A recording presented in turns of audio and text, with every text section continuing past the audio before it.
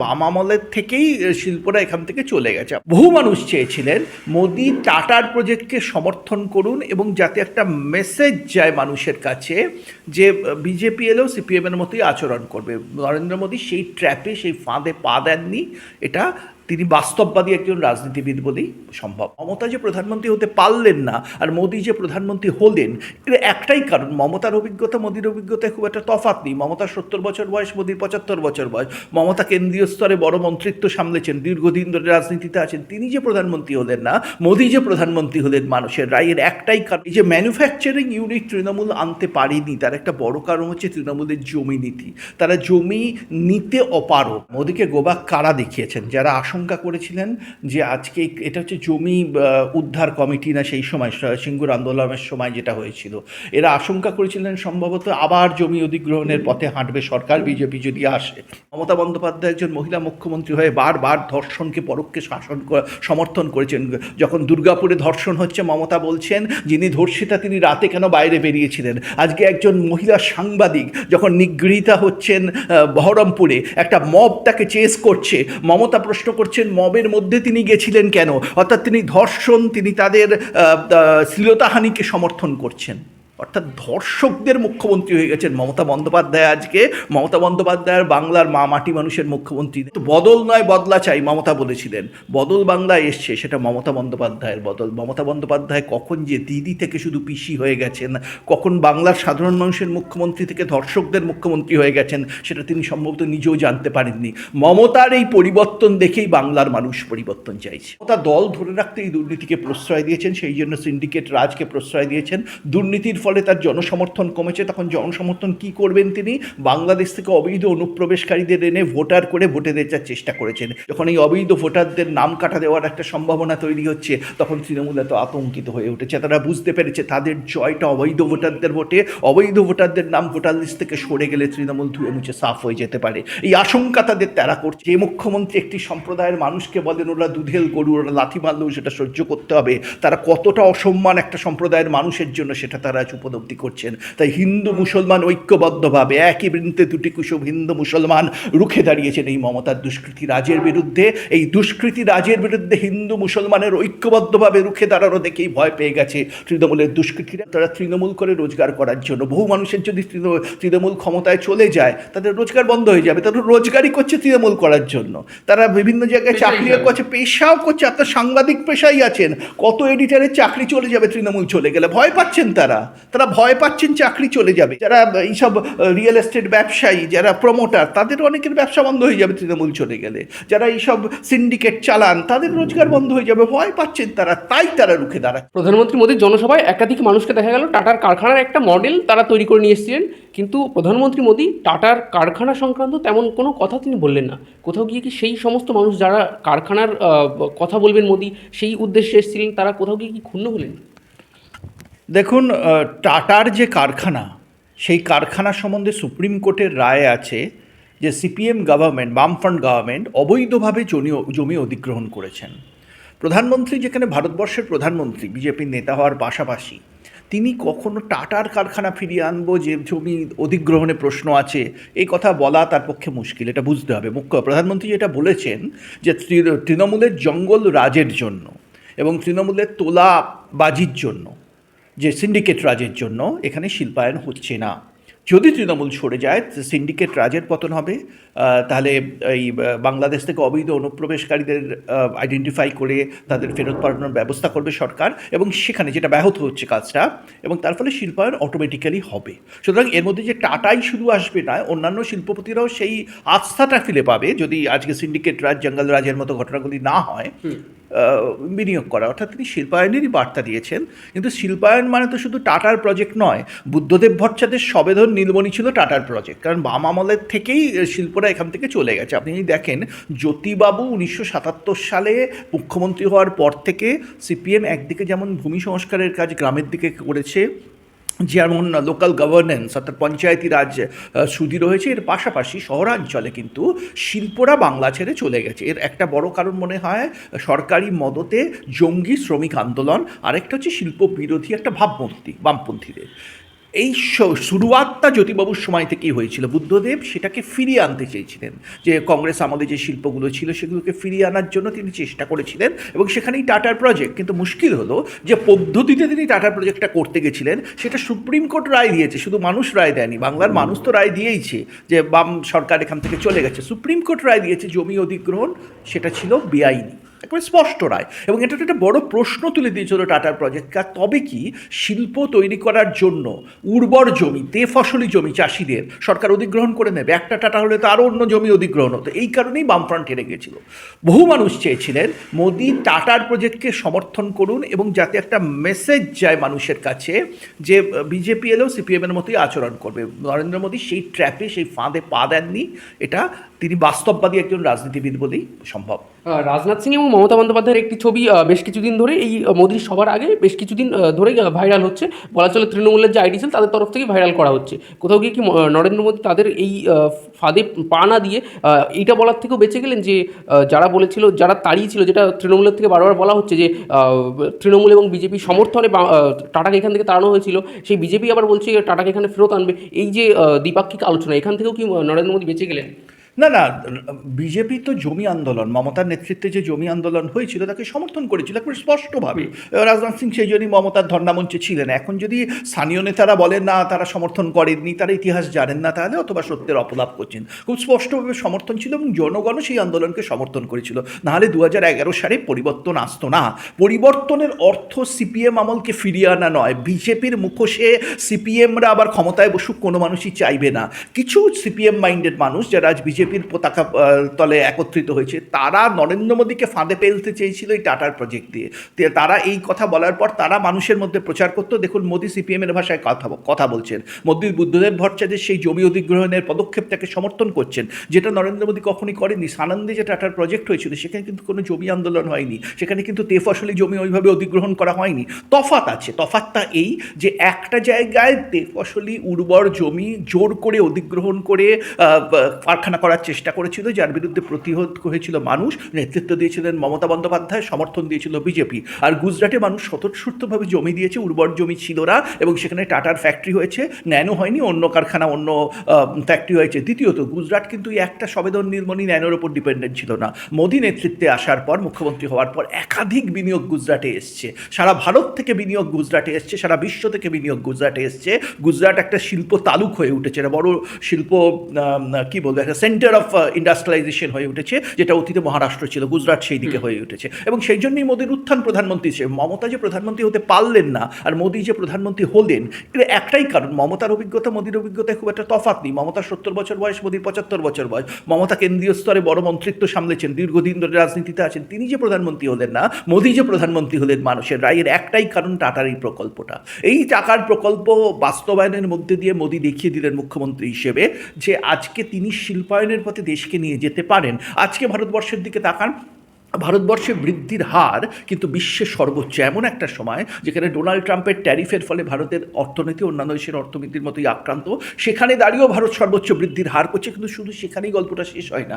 17 কোটি মানুষ, বিশ্বব্যাংক বলছে, এখানে দারিদ্র্য সীমার ঊর্ধ্বে উঠে এসছে মোদীর সামাজিক নীতির ফলে। কিন্তু মোদী কিন্তু অদ্ভুতভাবে একদিকে বাজার নির্ভর নীতি, যেটা ফ্রি মার্কেট ইকোনমির প্রসার ঘটিয়েছেন, অন্যদিকে সমাজতান্ত্রিক নীতি। অনেকে বলে না ভারতীয় জনতা পার্টির সরকার হচ্ছে সমাজতন্ত্রের বিরোধী, মোদী কিন্তু সমাজতান্ত্রিক নীতিতে এগিয়ে মানুষের হাতে টাকা পৌঁছে দিয়েছেন, এবং তিনি মানুষের ক্ষমতায়ন ঘটিয়েছেন। তিনি স্বচ্ছ ভারত অভিযানের মতো গান্ধীবাদী প্রকল্পের রূপায়ণ ঘটিয়েছেন। এবং একটা কথা মনে রাখবেন যে এরা এইসব কথা বলে, মোদী বিজেপি হচ্ছে ফ্রি মার্কেট ইকোনমি, শুধুই শিল্প বান্ধব, গরিব মানুষের পাশে দাঁড়ায় না। ফিগার বলছে 17 কোটি মানুষ দারিদ্র্য সীমার ঊর্ধ্বে উঠে এসছেন ভারতবর্ষে। আর বিজেপির যদি সংবিধানের দিকে তাকান, বিজেপির সংবিধানে কিন্তু গান্ধীয়ান সোশ্যালিজমের কথা বলা আছে। 1980 সালে যে বিজেপির সংবিধান, জনসংঘের সংবিধানের সাথে গুলিয়ে ফেলবেন না, সেখানে অটল বিহারী বাজপেয়ী যে বিজেপির প্রতিষ্ঠা করেছিলেন, সেখানে গান্ধীয়ান সমাজতন্ত্রের কথা বলা আছে। বিজেপি সমাজতন্ত্রের একটা অল্টারনেটিভ মডেল ভারতবর্ষের সামনে রাখছে, যে মডেলটা ভারতবর্ষের মডেল, যে মডেলের কথা একসময় নেতাজি সুভাষচন্দ্র বসু বলেছিলেন। নেতাজি বলেছিলেন, socialism is not a western idea, it is born in Indian civilisation. We think it's a western idea because we have lost connect with the history, heritage and culture. অর্থাৎ সমাজতন্ত্র কোনো পশ্চিমী চিন্তা নয়, এর জন্ম পশ্চিমে নয়, নেতাজি বলেছিলেন, এর জন্ম ভারতের সভ্যতায়। আমরা ভারতের সভ্যতার সাথে নিজেদের সংসব হারিয়ে ফেলেছি বলে আমরা মনে করি সমাজতন্ত্রের বোধহয় কার্ল মার্কস নিয়ে এসেছেন। না, কার্ল মার্কস আনেননি। কার্ল মার্কস যেরকম সমাজতন্ত্রী ছিলেন, ঠিক তেমনি বাংলার রামকৃষ্ণ পরমহংসদেশও সমাজতন্ত্রী ছিলেন। বিজেপি রামকৃষ্ণ, বিবেকানন্দ, নেতাজি সুভাষচন্দ্রের আদর্শে বিশ্বাস করে, মহাত্মা গান্ধীর আদর্শে বিশ্বাস করে। সেই চিন্তাটাকে মোদী কিন্তু প্রতিষ্ঠিত করেছেন। মানুষের মধ্যে এই ভুল ধারণাটা যে ছিল বিজেপি শুধুই শিল্পবান্ধব, সুট বুট কা সরকার, সেই রাহুল গান্ধী একসময় বলেছেন, এই চিন্তাটা মানুষের মধ্যে প্রসার ঘটিয়েছেন, গরিব মানুষের ক্ষমতায়ন করিয়েছেন। এবং গরিব মানুষের ক্ষমতায়নের ফলে কি হচ্ছে, মহিলাদের ক্ষমতায়ন করেছেন। এর ফলে কি হচ্ছে, আরও বেশি ক্রেতা বেড়েছে বাজারে, বাজার অর্থনীতির প্রসার ঘটেছে। এই যে আমরা বারবার বলি না, বাজার অর্থনীতি আর সমাজতন্ত্র দুটোর মধ্যে একটা ফারাক আছে। টাটার প্রকল্প মানে হচ্ছে ওই গরিব মানুষের জমি কেড়ে নাও। মোদী এই ধারণাটাকে ভেঙে দিয়েছেন। গুজরাটে টাটার প্রকল্প করতে কোনো গরিব মানুষের জমি কাটতে হয়নি, যেটা আমি আপনাকে বললাম। এবং এই যে গরিব মানুষের ক্ষমতায়ন ভারতবর্ষে হয়েছে, তার ফলে বাজার অর্থনীতির প্রসার ঘটেছে, যেটা চীনেও আমরা এখন মার্কেট সোশ্যালিজমের কথা বলছি। এই মার্কেট সোশ্যালিজম একটা গণতান্ত্রিক পরিবেশে যে রূপায়ণ সম্ভব, নরেন্দ্র মোদী সেটা করে দেখিয়েছেন। আবার অন্যদিকে তৃণমূলের তরফ থেকে বলা হচ্ছে টাটার গাড়ির কারখানা আসেনি তো কি হয়েছে, টিসিএস এর একাধিক কর্মসংস্থান মমতা সরকারে এই পশ্চিমবঙ্গে অনেকটা বৃদ্ধি পেয়েছে। না, ঠিকই তো, বহু আইটি সেক্টরে বিনিয়োগ এসছে, এটা নিয়ে কোনো সন্দেহ নেই। কিন্তু এর পাশাপাশি এটাও সত্যি, যদি ম্যানুফ্যাকচারিং সেক্টরে বিনিয়োগ না আসে তাহলে সেভাবে কর্মসংস্থান হওয়া সম্ভব নয়। কারণ যখন একটা টাটার প্রকল্প তৈরি হয়, তাকে ঘিরে অনেক অ্যান্সিলারি ইন্ডাস্ট্রি গড়ে ওঠে, প্রচুর কর্মসংস্থান হয়। শুধু সেই প্রকল্পে কর্মসংস্থান হয় না, একটা কারখানা, বড় বিনিয়োগ হলে সেটাকে কেন্দ্র করে বহু মানুষের কর্মসংস্থান হয়, যারা সেখানে যোগান দিয়ে কর্মসংস্থান পান এবং তার প্রোডাক্টগুলো বহু সংস্থা ব্যবহার করতে পারে, ফলে শিল্পায়নের গতি আসে। এই যে ম্যানুফ্যাকচারিং ইউনিট তৃণমূল আনতে পারেনি, তার একটা বড় কারণ হচ্ছে তৃণমূলের জমি নীতি। তারা জমি নিতে অপারগ, এবং জমি নেওয়ার যে দক্ষতা গুজরাটে নরেন্দ্র মোদী দেখেছেন, জমি ছাড়া তো শিল্প হয় না, কিন্তু মানুষেরকে রাজি করিয়ে জমি নেওয়ার যে দক্ষতা নরেন্দ্র মোদী দেখিয়েছেন গুজরাটে, তৃণমূল সরকার সেটা দেখাতে পারেনি মমতা বন্দ্যোপাধ্যায় দিতে, বাস্তব এটা। সুতরাং নিশ্চয়ই আইটি সেক্টরে বিনিয়োগ হয়েছে, কিন্তু ম্যানুফ্যাকচারিংয়ে বিনিয়োগ হয়নি। আইটি সেক্টরে কাজ কারা পান? আমার আপনার মতো একটু এলিট শ্রেণীর মানুষেরা ম্যানুফ্যাকচারিংয়ে কাজ পান, এলিট শ্রেণীর মানুষদের পাশাপাশি সাধারণ শ্রমিকেরা। এই শ্রমিকদের যে কর্মসংস্থান, সেটা এফেক্ট রয়েছে। সাধারণ গরিব মানুষের পেটে লাথি পড়েছে বাংলার বুকে। এটাই হচ্ছে ভয়ঙ্কর ব্যাপার। একদিকে আপনারা বলে থাকেন নরেন্দ্র মোদী হচ্ছে সুট বুটকা সরকারের একজন নেতা, আর বিজেপি হচ্ছে শিল্প বান্ধব। হ্যাঁ, বিজেপি তো শিল্প বান্ধব, কিন্তু এটাও মনে রাখতে হবে বিজেপি গরিবের ক্ষমতায়ন করেছে। আর তৃণমূল, যারা গরিবের পাশে দাঁড়াবার কথা ছিল, তাদের আমলে আপনি দেখুন প্রাইভেট হসপিটালগুলোর কীভাবে বৃদ্ধি হচ্ছে, কীভাবে চিকিৎসার খরচ বেড়ে গেছে, কীভাবে শিক্ষাক্ষেত্রে প্রাইভেট ইনস্টিটিউট কলেজগুলোর বৃদ্ধি হচ্ছে, কীভাবে শিক্ষাক্ষেত্রে দুর্নীতি ভেবেছে চাকরি বিক্রি হয়ে যাচ্ছে, কীভাবে আইটি সেক্টরের বৃদ্ধি হচ্ছে। মনে রাখবেন, আইটি সেক্টরের বৃদ্ধি কিন্তু এলিট শ্রেণীর মানুষদের ক্ষমতায়নে হেল্প করছে। গরিব মানুষদের, সাধারণ মানুষদের, আদিবাসী মানুষদের, প্রান্তিক মানুষরা, তারা আরও প্রান্তিক হয়ে পড়েছেন। আরেকজন শ্রেণীর মানুষ তৈরি হয়েছে, তারা তৃণমূলী মানুষ, তারা তৃণমূল করে রোজগার করছেন বেআইনিভাবে। সেই শ্রেণীটাও বাংলার বুকে উঠে এসছে, এবং এই শ্রেণীটার বিরুদ্ধে আওয়াজ তুলেছেন নরেন্দ্র মোদী। যে সিন্ডিকেট রাজ তৃণমূল তৈরি করেছে, এই সিন্ডিকেট রাজই প্রধানমন্ত্রীর বক্তব্য অনুযায়ী বাংলায় শিল্পায়নের প্রতি সবচেয়ে বড় বাধা। জমি অধিগ্রহণ নয়, সিন্ডিকেট রাজ। মোদী জানেন কিভাবে কৃষকদের থেকে জমি নিতে হয়, কিভাবে কৃষকরাও তাতে বেনিফিট হয়, সেটা দেখতে হয়। কিন্তু এই সিন্ডিকেট রাজকে যদি শেষ করা না যায়, যে রাজ্যে সরাসরি মদত চাচ্ছে তৃণমূলের, তাহলে কিন্তু বাংলায় শিল্পায়ন সম্ভব নয়। তাই সমস্যার গভীরে মোদী গেছেন। মোদী একটা সামান্য টাটার প্রজেক্ট সামনে রেখে, যেটা কিছু স্থানীয় বিজেপি নেতা করার চেষ্টা করছেন, টাটা আসছে মানে শিল্পায়ন হয়ে যাবে, না, সেটা নয়। টাটার একটা ছোট্ট কারখানা বসিয়ে দাও, বা শিল্পায়ন হয়ে গেল। মোদী এরকম সিম্বলিক শিল্পায়ন চান না, তিনি প্রকৃত শিল্পায়ন চান। মনে রাখবেন, বাংলা কিন্তু পার ক্যাপিটা ইনকামে একসময় ভারতের প্রথম 3টে রাজ্যের মধ্যে ছিল। আজকে বাংলা 22 নম্বরে। এটা একা দায় তৃণমূলের নয়, বামেদেরও দায় আছে, কংগ্রেসেরও দায় আছে, কিন্তু তৃণমূল এই সমস্যাটাকে গভীরতর করেছে। মোদী সেই সমস্যার মূলে আঘাত করতে চেয়েছেন, সিন্ডিকেট রাজ এবং অবৈধ অনুপ্রবেশের বিরুদ্ধে আওয়াজ তুলে। আবার অন্যদিকে অন্য একটি বিষয় উঠে এলো, যেখানে প্রধানমন্ত্রী সভার সামনেই কিছু কৃষক তারা মোদীকে গো ব্যাক স্লোগান দিচ্ছেন, কালো পতাকা দেখাচ্ছেন। এই বিষয়টা কীভাবে দেখছেন? না, মোদীকে গোবাক কারা দেখিয়েছেন? যারা আশঙ্কা করেছিলেন যে আজকে এটা হচ্ছে জমি উদ্ধার কমিটি, না সেই সময় সিঙ্গুর আন্দোলনের সময় যেটা হয়েছিল, এরা আশঙ্কা করেছিলেন সম্ভবত আবার জমি অধিগ্রহণের পথে হাঁটবে সরকার, বিজেপি যদি আসে। সেই আশঙ্কার কথা মাথায় রেখেই, তাদের আশঙ্কাকে আমল দিয়েই সম্ভবত প্রধানমন্ত্রী সেই বুদ্ধিমত্তা দেখেছেন। তৃণমূল তো বিরোধিতা করার চেষ্টা করবেই। মোদী আসা তো একটা বিরাট থ্রেট। কালকে সবাই ভিড় দেখেছেন, মোদীর সাম্প্রতিক সভায় এইরকম স্বতঃস্ফূর্ত ভিড়, বিশেষ করে মহিলাদের ভিড়, যারা তৃণমূলের শাসনে অসুরক্ষিত মনে করছেন। আর তৃণমূলের এই 1000 টাকা লক্ষ্মীর ভাণ্ডারে তারা সন্তুষ্ট নন, কারণ তারা বুঝে গেছেন যেখানে যেখানে ভারতীয় জনতা পার্টির সরকার হয়েছে, সেখানে মানুষ অনেক বেশি টাকা পাচ্ছে। বিহারে লপ্তে মানুষ 10,000 টাকা পেয়েছে নীতিশ কুমারের জমানায়, তো সেটাও তারা দেখেছেন। মাসে মাসে 1,000 পাওয়ার একসাথে 10,000 পাওয়ার মধ্যে ফারাক আছে একজন গরিব মানুষের কাছে, সেটাও তারা দেখেছেন। তারা জানেন যে এখানে সিন্ডিকেট রাজ, অন্য জায়গায় বিজেপি যেখানে এসছে তা খতম হয়েছে, অর্থাৎ যে দুর্নীতি চলছে তৃণমূলের নেতারা তাদের থেকে যেভাবে তার পাওয়ার টাকায় ভাগ বসাবার চেষ্টা করেন সেটা তারা শেষ চান। এবং সবচেয়ে বড় কথা, মহিলা নিজেদের সম্মান, নিজেদের সুরক্ষা চান। বাংলার মানুষ মহিলারা মাথা উঁচু করে বাঁচতে চাইছেন, সেই জন্য তাদের আশা হচ্ছে নরেন্দ্র মোদী, যোগী আদিত্যনাথের মতো নেতারা যারা মহিলাদের হয়ে সামনে দাঁড়িয়ে ধর্ষকদের দিকে তাদের দরকারে এনকাউন্টার করতেও দ্বিধাগ্রস্ত নন। অন্যদিকে মমতা বন্দ্যোপাধ্যায় একজন মহিলা মুখ্যমন্ত্রী হয়ে বারবার ধর্ষণকে পরোক্ষে সমর্থন করেছেন। যখন দুর্গাপুরে ধর্ষণ হচ্ছে, মমতা বলছেন যিনি ধর্ষিতা তিনি রাতে কেন বাইরে বেরিয়েছিলেন। আজকে একজন মহিলা সাংবাদিক যখন নিগৃহীতা হচ্ছেন বহরমপুরে, একটা মব তাকে চেস করছে, মমতা প্রশ্ন করছেন মবের মধ্যে তিনি গেছিলেন কেন। অর্থাৎ তিনি ধর্ষণ, তিনি তাদের শ্লীলতাহানিকে সমর্থন করছেন। অর্থাৎ ধর্ষকদের মুখ্যমন্ত্রী হয়ে গেছেন মমতা বন্দ্যোপাধ্যায়। আজকে মমতা বন্দ্যোপাধ্যায়ের বাংলার মাটি মানুষের মুখ্যমন্ত্রী নেই। বদল নয় বদলা চাই মমতা বলেছিলেন, বদল বাংলায় এসছে, সেটা মমতা বন্দ্যোপাধ্যায়ের বদল। মমতা বন্দ্যোপাধ্যায় কখন যে দিদি থেকে শুধু পিসি হয়ে গেছেন, কখন বাংলার সাধারণ মানুষের মুখ্যমন্ত্রী থেকে ধর্ষকদের মুখ্যমন্ত্রী হয়ে গেছেন, সেটা তিনি সম্ভবত নিজেও জানতে পারেননি। মমতার এই পরিবর্তন দেখেই বাংলার মানুষ পরিবর্তন চাইছে। আমি শেষ প্রশ্ন করব, এই আপনি বলেন তিনি দিদি থেকে পিসি হয়ে গেছেন, তাহলে কি তিনি দিদি থাকলে এবং বাংলার জনগণের মুখ্যমন্ত্রী থাকলে এবং মামাটি মানুষের তিনি যে প্রতিনিধি ছিলেন, সেই প্রতিনিধি থাকলে তিনিও কি প্রধানমন্ত্রী হতে পারতেন? নিশ্চয়ই, তিনি যদি সত্যিই তার সত্তাটাকে বজায় রাখতে পারতেন, যে প্রতিবাদী সত্তা, বিরোধী সত্তা, এবং মমতার পাশে তো এসে দাঁড়িয়েছিল যখন দল তৈরি করেন ভারতীয় জনতা পার্টি, অটল বিহারী বাজপেয়ীর নেতৃত্বে। আপনিই বললেন রাজনাথ সিং তার ধর্ণামঞ্চে ছিলেন, তার ছবিও আমরা দেখেছি। এটা তো নরেন্দ্র মোদী যখন 2014 সালে প্রথম ক্যাম্পেইনে এসেছিলেন, প্রধানমন্ত্রী হননি, তিনি বারবার বলেছিলেন একটা জোটের কথা, একটা ঐক্যবদ্ধভাবে কাজ করার কথা, যে মমতাও রইল মোদীও রইল, দুটোই আপনারা পাচ্ছেন। এই মেসেজটা তিনি দিয়েছিলেন। সেই মেসেজটা না শুনে মমতা বাধ্য হয়েছেন। কী কারণ হয়েছেন তিনিই জানেন। আসলে সমস্যাটা অন্য জায়গায়। তৃণমূল দলটা কোনো মতাদর্শের জন্য মানুষ করে না। বিজেপি করে হিন্দুত্বের মতাদর্শের জন্য, সিপিএম করে কমিউনিজমের মতাদর্শের জন্য, কংগ্রেস করে গান্ধীবাদী বা নেহরুবাদী মতাদর্শের জন্য। তৃণমূলের কোনো মতাদর্শ নেই। যেহেতু কোনো মতাদর্শ নেই, তৃণমূল করে মমতা বন্দ্যোপাধ্যায়কে ভালোবেসে অথবা রোজগার করার জন্য। আর যখন রোজগার করার জন্য তৃণমূল করার মানুষদের সংখ্যাটা যত বেড়েছে, তত দুর্নীতি বেড়েছে। কারণ রাজনীতি থেকে যারা রোজগার করতে চান তারা দুর্নীতি করেন, সোজা কথা। মমতা দল ধরে রাখতে এই দুর্নীতিকে প্রশ্রয় দিয়েছেন, সেই জন্য সিন্ডিকেট রাজকে প্রশ্রয় দিয়েছেন। দুর্নীতির ফলে তার জনসমর্থন কমেছে। তখন জনসমর্থন কী করবেন তিনি?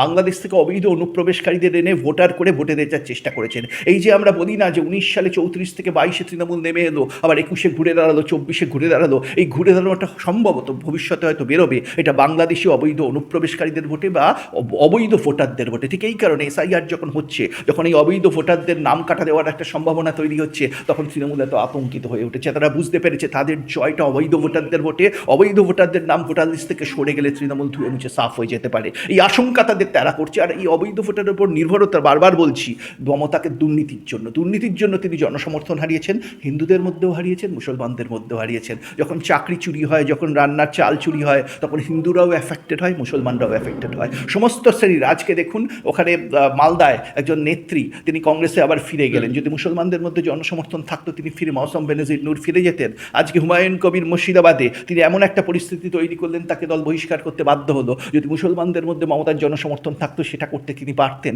আজকে যারা প্রতিবাদ দিয়ে রাস্তা ব্লক করেছে, অবরোধ করেছে, তারা তৃণমূলের বিরুদ্ধে স্লোগান তুলেছে, তৃণমূলের বিরুদ্ধেও প্রতিবাদ করেছে। এই যে মুসলমানরা রাস্তায় নামছে আজকে, এই প্রতিবাদটা কিন্তু তৃণমূল সরকারের বিরুদ্ধে প্রতিবাদ। তৃণমূল সরকারের আমলে যেভাবে তাদের উন্নয়ন হয়নি, যেভাবে তাদের চাকরি বাকরি হয়নি, যেভাবে তাদের ব্যবসা বাড়িনি, যেভাবে তাদের রোজগার বাড়িনি, তার বিরুদ্ধে তারা সোচ্চার হচ্ছেন, নিজের অধিকারের দাবিতে সোচ্চার হচ্ছেন। কারণ তারা উপলব্ধি করছেন মমতা বন্দ্যোপাধ্যায় তাদের শুধু দুধেল গরু হিসেবে ট্রিট করেছেন, মানুষ হিসেবে দেখেননি। যে মুখ্যমন্ত্রী একটি সম্প্রদায়ের মানুষকে বলেন ওরা দুধেল গরু, ওরা লাথি মারলেও সেটা সহ্য করতে হবে, তারা কতটা অসম্মান একটা সম্প্রদায়ের মানুষের জন্য, সেটা তারা আজ উপলব্ধি করছেন। তাই হিন্দু মুসলমান ঐক্যবদ্ধভাবে একই বৃন্তে দুটি কুসুম হিন্দু মুসলমান রুখে দাঁড়িয়েছেন এই মমতার দুষ্কৃতি রাজের বিরুদ্ধে। এই দুষ্কৃতি রাজের বিরুদ্ধে হিন্দু মুসলমানের ঐক্যবদ্ধভাবে রুখে দাঁড়ানো দেখেই ভয় পেয়ে গেছে তৃণমূলের দুষ্কৃতীরা। কারণ তারা তৃণমূল করে রোজগার করার জন্য। বহু মানুষের যদি তৃণমূল ক্ষমতায় চলে যায়, তাদের রোজগার বন্ধ হয়ে যাবে। তারা রোজগারই করছে তৃণমূল করার জন্য। তারা বিভিন্ন জায়গায় চাকরিও করছে, পেশাও করছে। আপনার সাংবাদিক পেশাই আছেন, কত এডিটারের চাকরি চলে যাবে তৃণমূল চলে গেলে। ভয় পাচ্ছেন তারা ভয় পাচ্ছেন চাকরি চলে যাবে। যারা এইসব রিয়েল এস্টেট ব্যবসায়ী, যারা প্রমোটার, তাদের অনেকের ব্যবসা বন্ধ হয়ে যাবে তৃণমূল চলে গেলে। যারা এইসব সিন্ডিকেট চালান, তাদের রোজগার বন্ধ হয়ে যাবে। ভয় পাচ্ছেন তারা, তাই তারা রুখে দাঁড়াচ্ছেন। এটা তাদের পেটে লাথি পড়ছে।